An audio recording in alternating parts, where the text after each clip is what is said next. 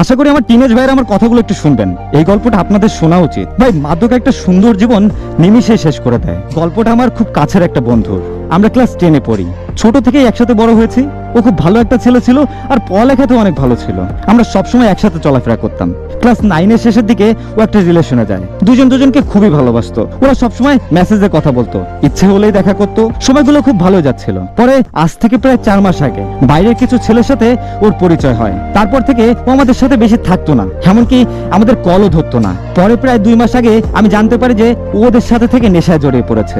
পরে আমি একদিন ওরে অনেক বুঝাই, তখন সে আমাকে বললো মজা করে নাকি খাইছে। আমি ওরে বললাম এটাতে আসক্ত হয়ে গেলে আর ফিরে আসতে পারবি না। ও ওই দিন বলে আজ থেকে আর এসব করবো না, আর ওই ছেলেদের সাথেও আর যাবো না। কিন্তু তারপর থেকে ভাই ও আমার কলও ধরে না, আমার সাথে দেখাও করে না। আমরা একই এলাকার হওয়ার পরেও ওকে কাছে পাই না। ওর বাসায় গেলে দেখতাম ও বাড়িতে নাই। তার 1 মাস আগে থেকে ও রাতেও বাড়িতে ফেরে না। ওর আম্মু আমার কাছে আসতো আর বলতো ও কোথায়। আমি তখন গিয়ে ওকে বিভিন্ন জায়গা থেকে খুঁজে নিয়ে আসতাম। তারপর থেকে ও সবার সাথে খারাপ ব্যবহার শুরু করে, কারো কথা শুনতো না, এমনকি ও যাকে ভালোবাসতো তার কথাও না।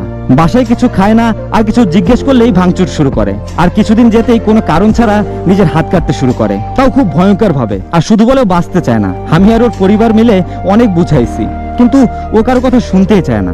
ও ওর মতোই থাকতো, আর এই আচরণ আমরা কেউ মেনে নিতে পারছিলাম না। নিজেকে প্রায় সময় শেষ করে দিতে চায়। এখন 2 দিন আগে ওকে একটা স্পেশাল টিমের কাছে দিয়েছি চিকিৎসার জন্য।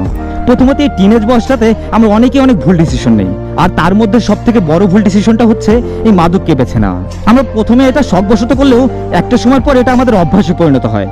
তারপর আমরা এটার প্রতি এতটা আসক্ত হয়ে পড়ি যেখান থেকে সরে আসা অনেকটাই কঠিন।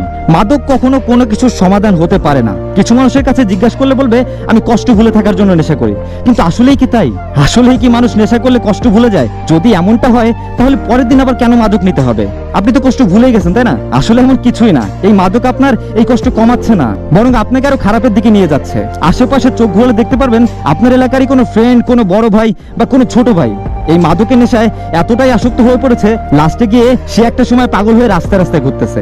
এমন কাহিনী আপনার আশেপাশেই হচ্ছে, আপনি সেটা জানেনও, আর জেনেও সেই ভুলটাই করতেছেন। সুন্দর একটা জীবনকে নিজেই তিলে তিলে ধ্বংসের দিকে নিয়ে যাচ্ছেন।